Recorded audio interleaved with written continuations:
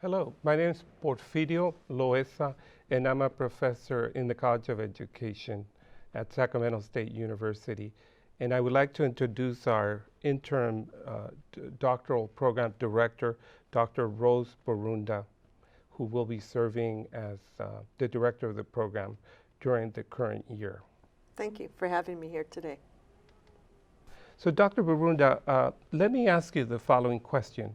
Could you speak briefly on the importance of mentoring within our EDD program and how you've seen mentorship benefit our students? Absolutely. I would say that CSU system had the vision to understand that we needed to grow more leaders from our communities. And with that, having the opportunity to attract students to Sac State into our doctoral program and to look at having the diversity, the beautiful diversity of California reflected in the program. For us, as part of what we do as professors, is looking at how we look at areas of disparity and how we address it by training the people who will be those future leaders to address disparity throughout the communities. So in terms of our program itself, that we have a lot of strength with the diversity and the mentorship we provide and the modeling we provide of collectivism, I think has been a hallmark of the program, and we see that carried out in what we see our graduates do. Thank you. How do you see mentorship evolving as our educational leaders and institutions continue to strive to create change and equity within their organizations?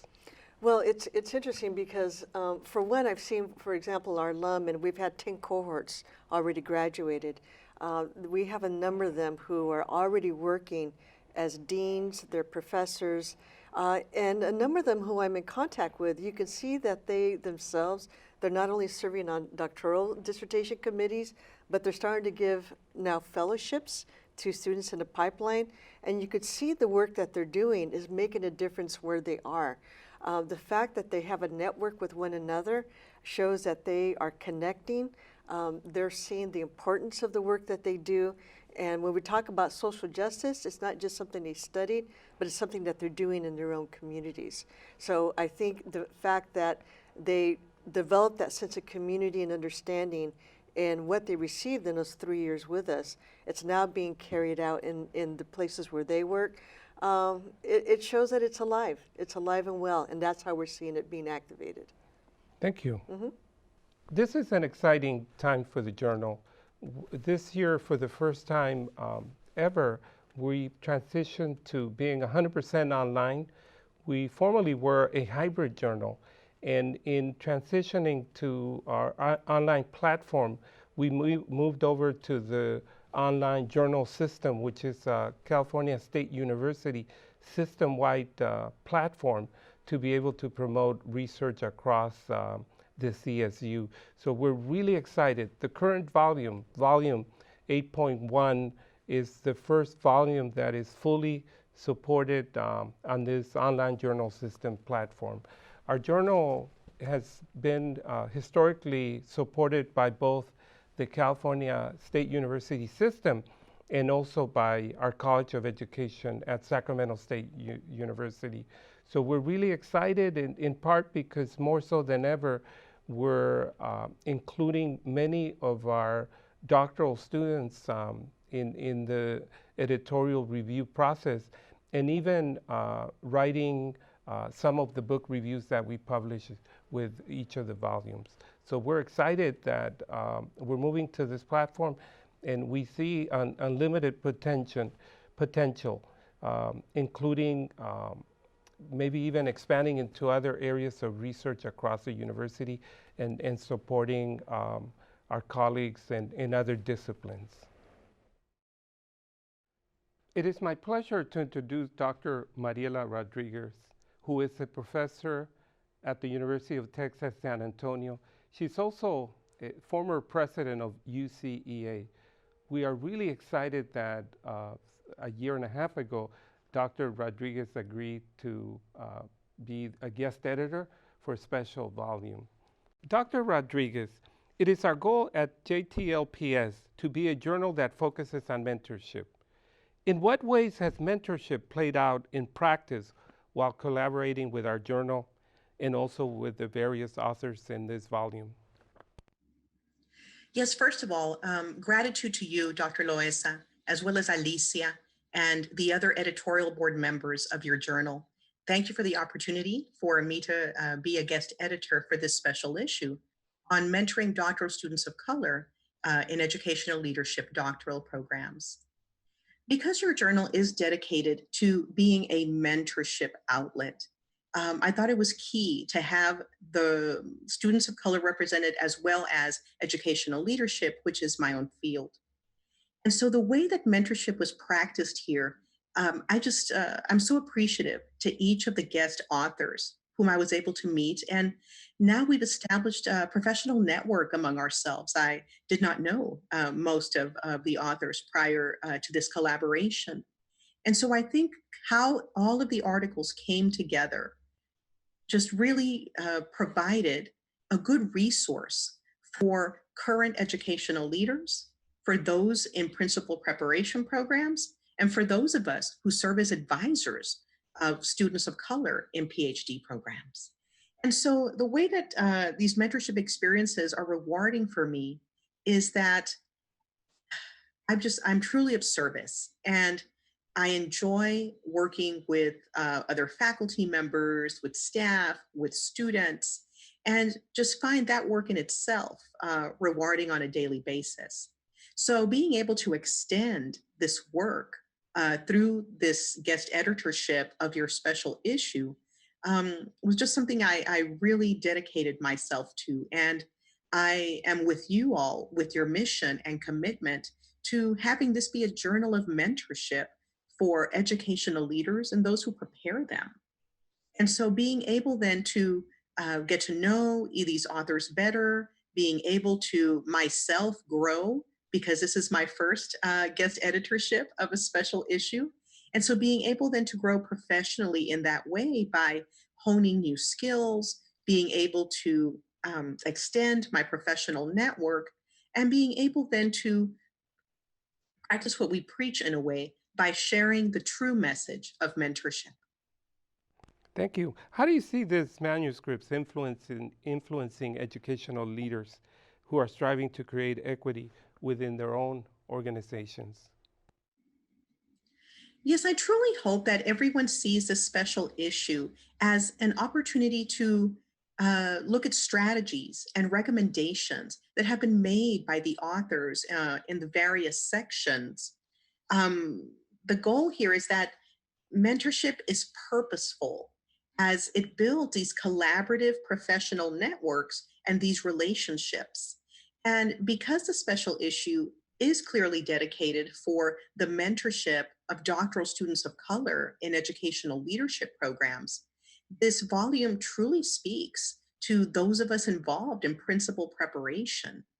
Because in helping students of color and their PhD programs to be successful in them, not only are we helping those students, but in turn, the students that will then be impacted by our graduates, those who will be principals, who will serve an inordinate number of students throughout their principalship career, and those who will become superintendents, who will lead school districts in the same manner. And so I really see this work as um, being a resource for those of us in principal preparation who can not only, it's something that we can turn to for ideas on how we ourselves as advisors can help our PhD students, but also then for the field in general to see the value and importance that our graduate students of color can contribute then into the communities that they serve, which also tend to be largely culturally and linguistically diverse. Thank you. My name is Alicia Souza. I'm the Associate Editor of the Journal of Transformative Leadership and Policy Studies. We're speaking with Monica Medina. She's a third-year doctoral student at the University of Texas at San Antonio.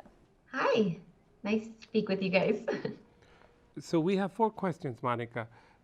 Our journal, JTLPS, aims to be a journal that emphasizes mentorship. In what ways was mentorship played out in practice while collaborating with the journal and with our guest editor, Dr. Rodriguez? Yeah, well, I've had the fortunate opportunity to work with Dr. Mariela Rodriguez. She is my advisor. She's also the chair to my committee, my dissertation committee. She has been the most phenomenal mentor, the greatest mentor that I could have asked for. She's definitely the go-to person for me, whether it's for coursework for this particular review, this publication. Um, she always has really given me this like open line of communication. She makes me feel welcomed, invited, really at any time of the day, while considering my own personal experiences and kind of situations that I have going on. She continues to kind of push me and guide me through the writing process, through different readings, any questions that I've had. And so she was the one who invited me to write a review for this book. She really recommended it as something that I would personally enjoy and something that I would and could use for my dissertation. So, how do you see your experiences with Dr. Rodriguez and with her mentorship benefiting or influencing your educational and career trajectories in the future? Well, like I said, this is the first publication that I've had. So she really helped me with this. She really helped me make me feel accomplished. It really helped me feel legitimate as a researcher, as a scholar, and as a practitioner. As I'm looking to enter a role of administration in the K-12 education. And so she helped me feel more prepared for my future. She actually made me feel like this has been an opportunity to where I could even step outside of the K-12 setting and really go into a professoriate role, which is something that I hadn't thought about before reading this book, and before this kind of process with her. And so we're actually going to be co-authoring a book on bilingual education in the near future. And that's an outcome from writing the review for this book in this journal. It definitely broadened my career opportunities. And so I kind of talked to her about that and said, well, what other options and possibilities are there for me? And she, jumped at the opportunity to see what would fit and what would work out, what she thought that might suit me. And so we've talked about these different options, and right now we're starting with the co-authoring of the bilingual education book. In terms of your book review, how do you see the book as being relevant for educational leaders? Well, this book was definitely a call to action. It really talked and showed me how to critically think about Latino leaders, how to serve the Latino community. I really think that this book has stressed the importance of cultural values, familial roots, consejos. It really, you saw that throughout the entire book. It was geared towards not only the higher education community, but then also K-12. And so it really was a well-rounded book that speaks to how can we disrupt inequities, how can we enact change. It didn't just focus on the problems that exist, because we know that there's this gap. Latinos are completing high school and enrolling into college and universities, but then that completion rate is much lower. So it said this is that problem that exists, and it focused on what do we now do about it. Thank you. Thank you so much. We're here with Dr. Cardenas, and he is an author on volume 8.1. JTLPS aims to be a journal that emphasizes mentorship. In what ways was mentorship a factor as you were collaborating on this manuscript? Mentorship was a huge factor in collaborating with this manuscript because Dr. Bucco, we actually go back in historically because she was a high school teacher when I was a high school student. And what's funny is that now that she became the director of the doctoral program, she also really, asked me a lot of questions of what we can do to help enhance our program.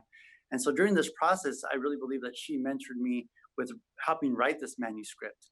I've had a lot of professors. I've graduated the program a few years back, and there hasn't been a lot of professors that really reached out to write a manuscript. And after working with Dr. Bucco, she really wanted our perspective, wanted our expertise, and helped us through this entire process, which I think is essential for any doctoral student. Doctoral students really need to be mentored through this process because it's not a process that a lot of people are familiar with. I'm a practitioner. I know I wrote a dissertation, but to look up articles and to find scholarly journals that are looking to do this kind of work, for me, it was a key component. And so for Dr. Bucco was one of the main reasons that I even started this. So her mentoring was essential. Thank you. So can you briefly speak to the aspects of mentorship and doctoral culture that are included in your manuscript?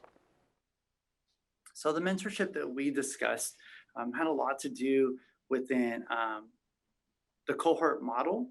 Within the cohort model, in our study, our participants really mentioned that it was embedded because of the cohort model, but also they really focused on how mentoring programs need to be organic, how they need to be authentic. It cannot just be a checkbox where a faculty member says, you're going to meet with me at this day and time. It has to be where a relationship really is established. One of the key questions that we asked our participants is if the person had it to be of the same background, ethnic background, and many of them said they really wanted someone who has walked in their shoes, had similar backgrounds as far as life experiences. And so we noticed that within the mentoring that it needed to be organic, that it was embedded in a cohort model, but there was also strategies that could be used. For example, utilizing graduates of the program as part of becoming mentors.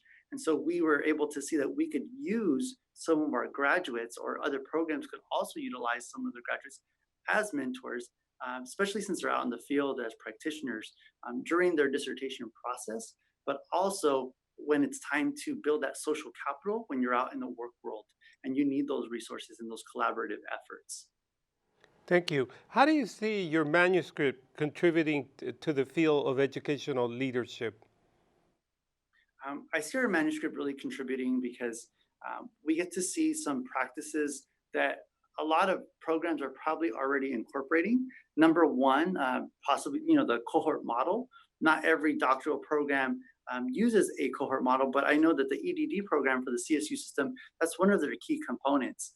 And so that component, they could really utilize that. And as well as coursework, if you can be intentional in your coursework to include components of mentoring and also your graduates, I really believe that our manuscript can help enhance leaders because they could take this to their actual practice. When they're a K-12 leader, they're able to use this model with their staff. If they're in higher education, they can do this model with their current students that they're serving, but also on their committees to recruit people to be mentors. Thank you. So speaking to those recommendations, how can your manuscript be used to influence change within the organization and also at the policy level? And so our manuscript really talked about some of our recommendations being that we look at what exists in programs, but also how to be intentional with our students, our most disenfranchised students, maybe our students of color, our students who have never been part of the program. And so our recommendations really had to deal with the fact that we wanted to make sure that we utilized our former students, our former alumni, that we utilized our faculty, and to really help build our faculty's capacity to mentor and to help build the capacity of our graduates to mentor. And so a lot of programs don't really utilize their graduates. They don't utilize, they think that it all falls on the faculty. And in reality, it falls on everyone who's been through that program. And so everyone who's been to that program can be used as a resource. So we get back to that social capital, and we talk about ripple effects, how everybody has an effect on another person that they come in contact with. So if I'm a graduate, I come in contact with maybe someone who comes into a program, or I come in contact with the next generation, maybe my kids or other people's children. And so we have this ripple effect where we communicate with someone every single day. So we really focus on our recommendations being part of a comprehensive program at the doctoral level. So as far as for policy, we really believe that you can make these changes in policy, and by doing that is incorporating mentoring, especially for our students, because we always think, well, they're doctoral students, they should know what they're doing. But in reality, for many people that go into a doctoral program, they're their first generation. They've never gone through this process. They've never had anyone go before them. And so to really look at what maybe some struggles students deal with in order to help them complete, because there's a lot of students that don't complete their doctoral programs. Thank you. Thank you. We're here with Dr. Magdalena Martinez, an author for our volume 8.1. Let me start with the first question, Dr. Martinez. So JTLPS, we aim to provide mentorship as a journal. In what ways has mentorship played a part in practice as you were writing this manuscript? Thank you for the question. Yes, I appreciate your forum. First of all, let me thank you and the organizers for inviting me and others to be a part of this conversation. As a faculty member and as a first-generation American, daughter of Mexican immigrants, first one to go to college from a family of 6 siblings, the trajectory to the academy is not a traditional route. And so mentoring at different points has played a real critical point in my own trajectory and that of many of my colleagues, as I represented in the article. For me, the mentoring was critical to really demystifying what it means to be a scholar and to find a scholarly voice around issues that matter to me and to a broader community, right? So everything from email correspondence to telephone conversations to continued support and feedback played a real critical role in my ability to be here today and share some of my own work with all of you. Thank you. Thank you. So can you just briefly speak to the aspects of mentorship and doctoral culture that are included in your manuscript? Sure. One of the things I sought to do in my manuscript was really look at the trajectory from a longitudinal perspective, but in a qualitative approach. And that is, I was interested in the early experiences that shaped Latina's trajectory to the academy, the education policies, and the ways in which they were mentored along the way. I approached it from a critical perspective.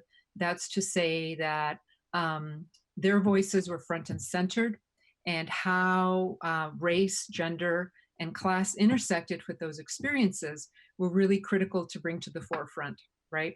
There's a wide body of research on mentoring, and oftentimes it's decontextualized from the day-to-day experiences and from the economic, social, and cultural aspects that we all experience and that really shape our day-to-day models of how we see the world, the types of opportunities that are open to us.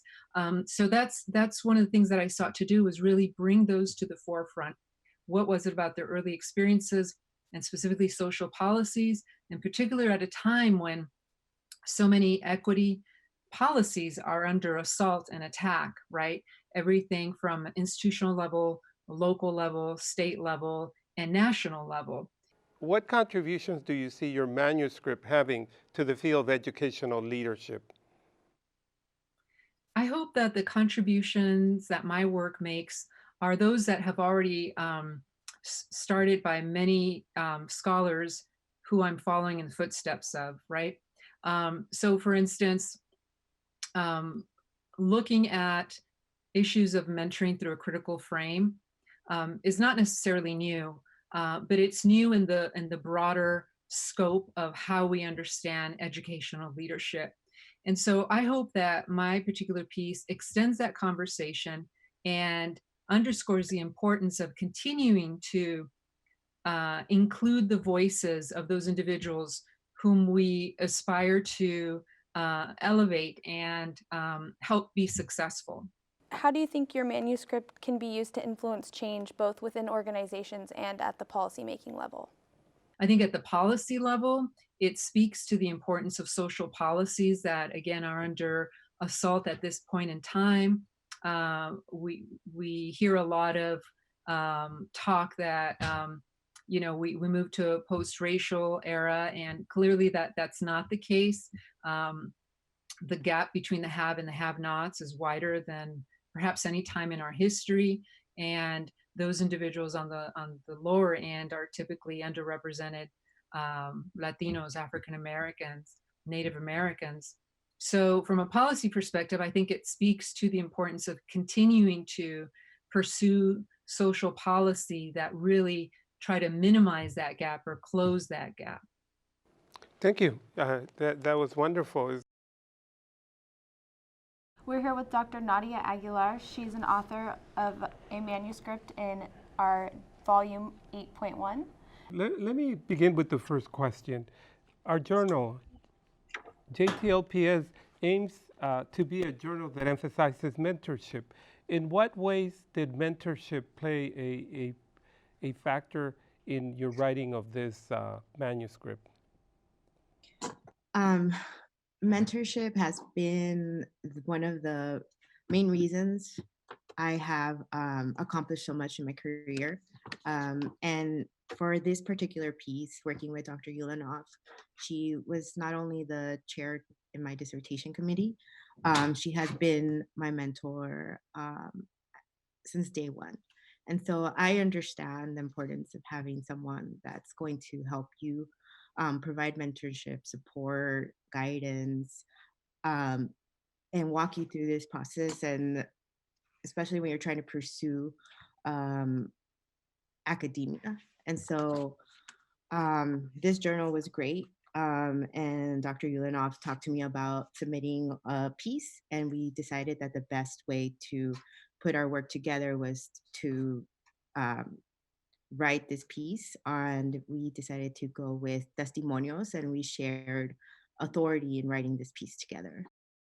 How is your manuscript and your research in this manuscript relevant for educational leaders? I think it's very relevant, especially now that we see a lot of people of color pursuing advanced degrees. Often we see not just people of color, but first generation students pursuing advanced degrees. And so having someone that can guide you and mentor you is essential. For me, that person is Dr. Yulanov, and she was able to, she herself is a first generation student that accomplished an advanced degree, or she earned her doctorate. So she's coming back and paying it forward. So I hope to do the same for students that I have in my classes as well. What aspects of mentorship are specifically included in your manuscript? If you could talk to us a little bit about that. Yes. So in our manuscript, we discuss the different ways in which Dr. Yulanov has provided support, not only in my writing and with my whole dissertation process, but also encouraging me to submit for conferences like AERA, co-authoring this piece to fully understand the whole process, writing together, submitting for publication, and attending, I think I mentioned AERA, attending, first attending and then eventually presenting my dissertation. Thank you. So if you could just speak to how you think that your research could help influence doctoral culture and change within organizations? So my research focuses on the journey or the testimonials of first-generation Latinas pursuing advanced degrees, which is often a voice that we don't hear. I feel it's a new generation of students that are pursuing advanced degrees, and so they bring forth a story that oftentimes gets silenced or we don't hear. Okay, Thank you. thank you. That was wonderful.